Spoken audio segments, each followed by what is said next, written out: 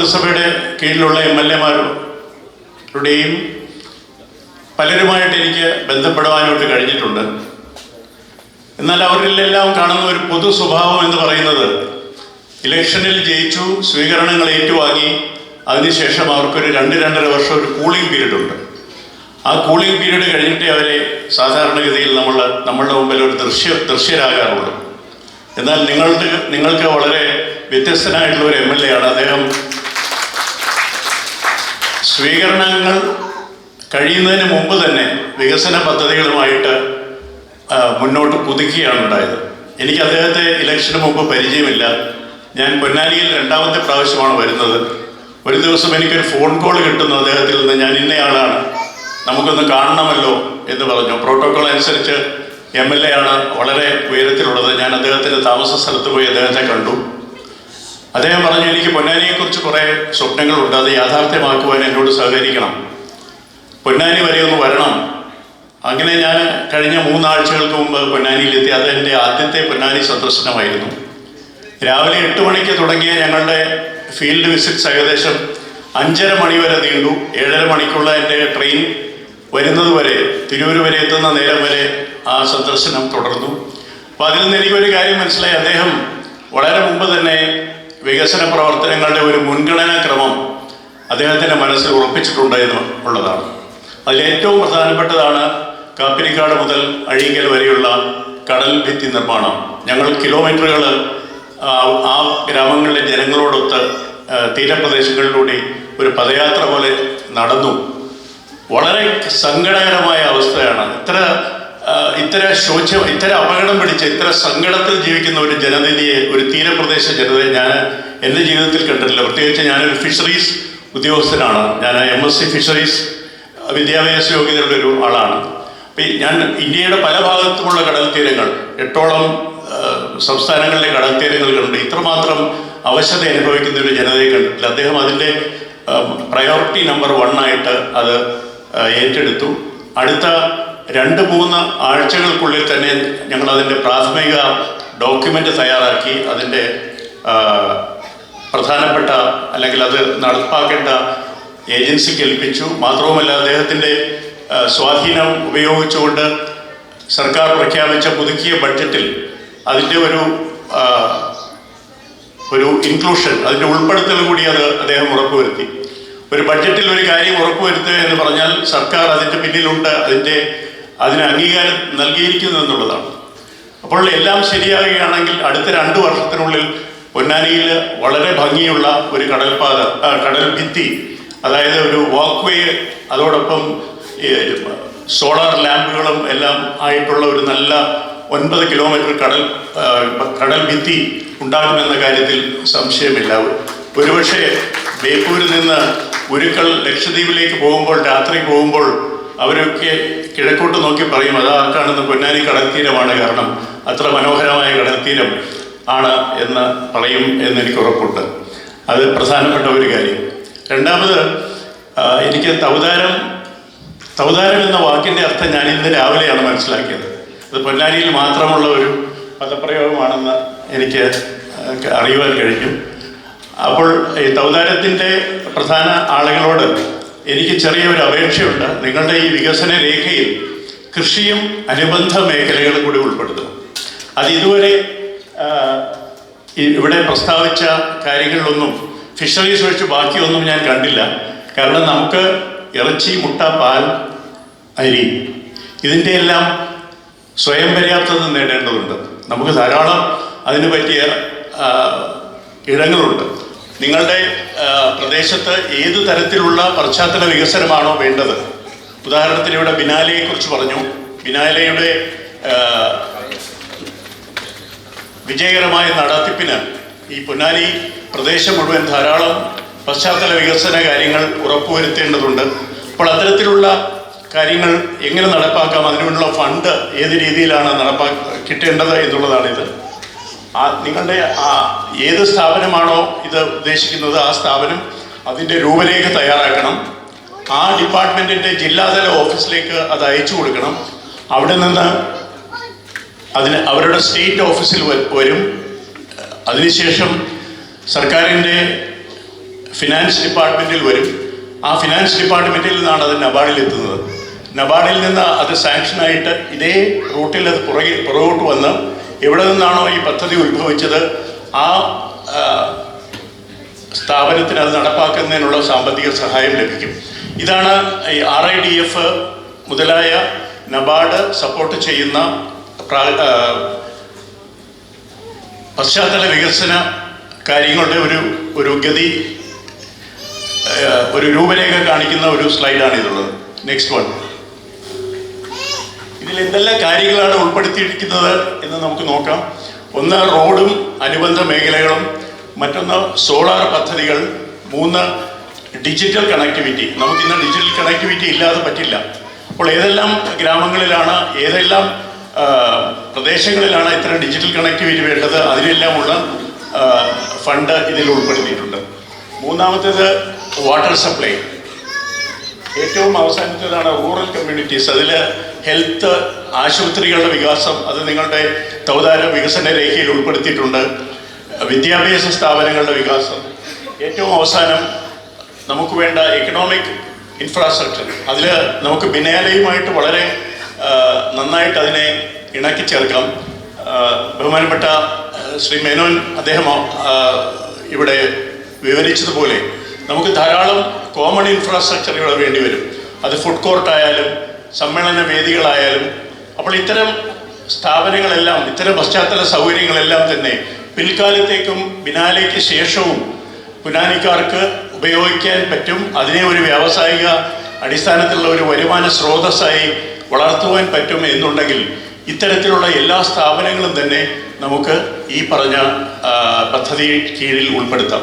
എന്ന് പറഞ്ഞാൽ ഈ ബിനാലയിൽ നമുക്ക് വേണ്ട ഒരു 60% സമുച്ചയങ്ങളും ഈ പദ്ധതിക്കുള്ളിൽ വളരെ വിദഗ്ധമായിട്ട് ഉൾപ്പെടുത്തി നമുക്ക് എത്രയും വേഗം യാഥാർത്ഥ്യമാക്കാൻ കഴിയുമെന്നുള്ളതാണ് ഇതിൻ്റെ പ്രത്യേകത. നിങ്ങളുടെ തൗതാരം വികസന രേഖയിൽ ഈ ഫിഷറീസ് ഉൾപ്പെടുത്തിയിട്ടുണ്ട്. എനിക്ക് വളരെ സന്തോഷം. ഇതിൽ വനാമി എന്ന് പറയുന്ന വളരെ പെട്ടെന്ന് വളരുന്ന, വളരെ വലിയ ഉൽപ്പാദനം തരുന്ന ഒരു വെറൈറ്റി ചെമ്മീനാണ്. ഇത് നമ്മൾ തുടക്കം കുറിച്ചിട്ട് ഏകദേശം 6 വർഷമേ ആയിട്ടുള്ളൂ.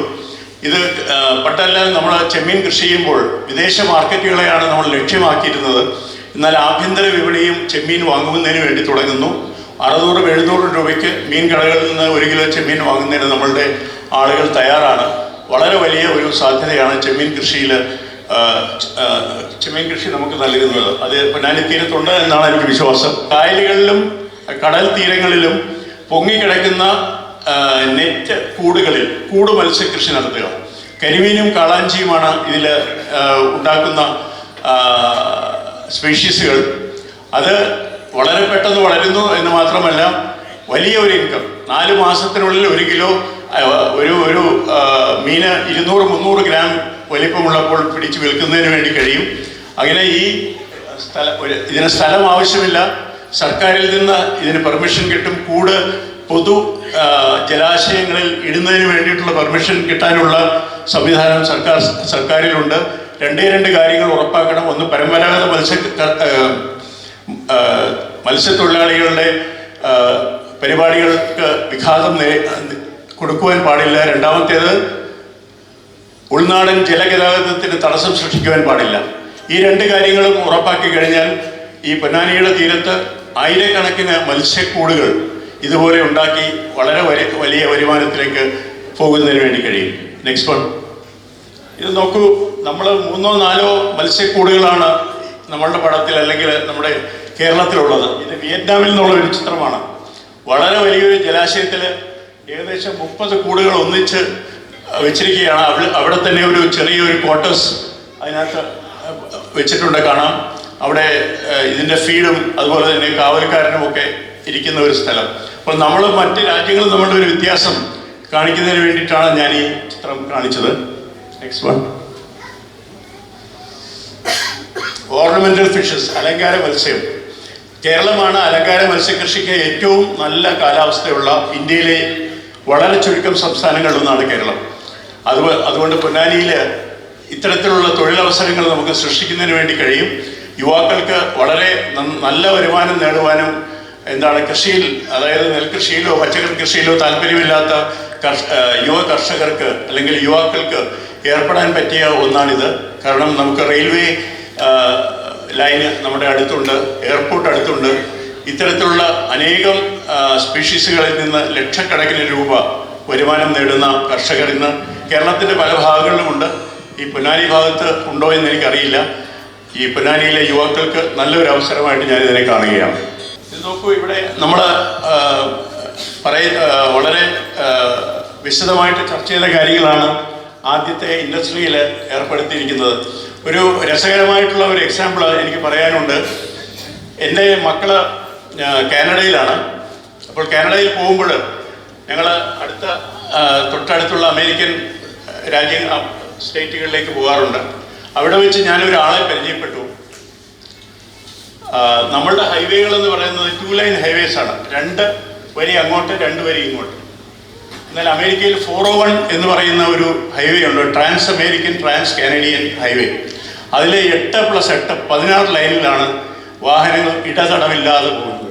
16 ലൈനിൽ 8 ലൈൻ ഒരു വശത്തേക്ക്, മറ്റൊരു സ്ഥലത്തേക്ക് 8 ലൈൻ. നിങ്ങൾ തൃശ്ശൂർ പാലിയേക്കര ടോളിൽ കണ്ടു കാണും. വെറും 4 ലൈനുള്ള പാലിയേക്കര ടോളിൽ മണിക്കൂറുകളോളം നമ്മൾ അവിടെ ടോൾ കൊടുക്കുന്നതിന് വേണ്ടി കാത്തിരിക്കുന്ന കാര്യങ്ങളെല്ലാം പത്രത്തിൽ കാണാം. ഇത് 16 ലൈനുള്ള സ്ഥലത്ത് ഈ ടോൾ ഗേറ്റ് 16 ക്യാമറകളുണ്ട്. ആ 16 ക്യാമറകൾ കാറിൻ്റെ മുകളിലുള്ള സ്റ്റിക്കർ പിടിച്ചെടുത്ത് ഒരു സെക്കൻഡിൻ്റെ പകുതി സമയം കൊണ്ട് എല്ലാ പ്രവർത്തനങ്ങളും പൂർത്തിയാക്കി കാറ് കടന്നു പോകുന്നു. അവിടെ ആളുകളില്ല, എല്ലാം ഓട്ടോമാറ്റിക്കാണ്.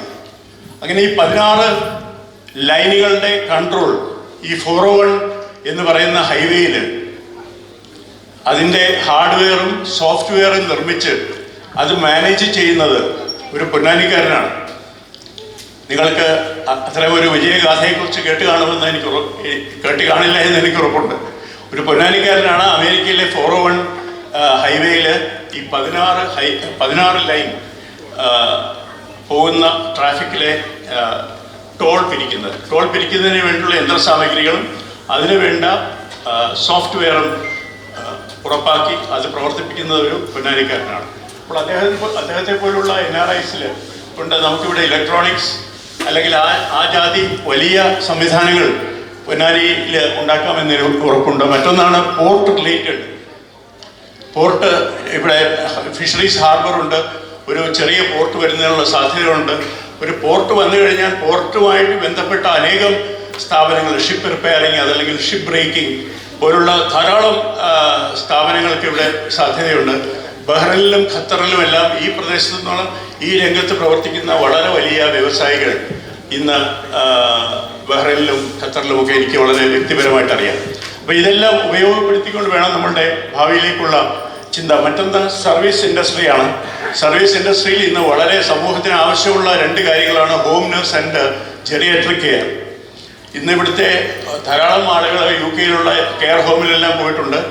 ഒരു 2 മാസത്തെ ട്രെയിനിങ് കൊടുത്തു കഴിഞ്ഞാൽ ഏറ്റവും വിദഗ്ധമായിട്ടുള്ള ജെറിയാട്രിക് കെയർ നേഴ്സുമാരെ നമുക്ക് ട്രെയിൻ ചെയ്ത് വളർത്തിയെടുക്കുവാൻ പറ്റും. ഞങ്ങൾ തിരുവല്ലയിലെ ഒരു സർക്കാർ ഇതര സ്ഥാപനവുമായിട്ട് സഹകരിച്ചുകൊണ്ട് തിരുവല്ലയിലെ ഒരു പുഷ്പഗിരി ആശുപത്രി എന്ന് പറയുന്ന വലിയൊരു ആശുപത്രിയുണ്ട്. അവിടെ ഏകദേശം 100ഓളം കെയർ ഹോം പ്രവർത്തകർ അതല്ലെങ്കിൽ ജെറിയാട്രിക് കെയർ നഴ്സസിനെ ഞങ്ങൾ ട്രെയിൻ ചെയ്തിട്ടുണ്ട്. അത് യഥാർത്ഥത്തിൽ അവരെ ഞങ്ങൾ ട്രെയിൻ ചെയ്തത് പത്തനംതിട്ട ജില്ലയിൽ വലിയ രമ്യഹർമ്മങ്ങളിൽ താമസിക്കുന്ന വയസ്സായ ആളുകൾക്ക് വേണ്ടിയിട്ടായിരുന്നു. പക്ഷേ അവരുടെ വിദേശത്തുള്ള മക്കൾ തീരുമാനിച്ചു, അച്ഛനെയും അമ്മയെയും ഗൾഫിലേക്ക് കൊണ്ടുപോകാൻ തീരുമാനിച്ചതോടെ ഈ 100 പേർക്കും വിസ ചാർജുകളില്ലാതെ ഗൾഫിൽ പോകുന്നതിനും അവിടെ ജോലി കിട്ടുന്നതിനും അവർക്ക് അവസരമുണ്ടായി. വെറും SSLC-ക്കാരായിട്ടുള്ള പെൺകുട്ടികൾ. അപ്പോൾ നമ്മൾ ഒന്ന് തിരിഞ്ഞു നോക്കിയാൽ ഈ കാലത്ത് പുതിയ മേഖലകളിലെ പുതിയ തൊഴിലവസരങ്ങൾ, പുതിയ ബിസിനസ് അവസരങ്ങൾ ധാരാളം ഉണ്ട് എന്ന് പറയുന്നതിന് വേണ്ടിയിട്ടാണ് ഞാനിത് പറഞ്ഞത്.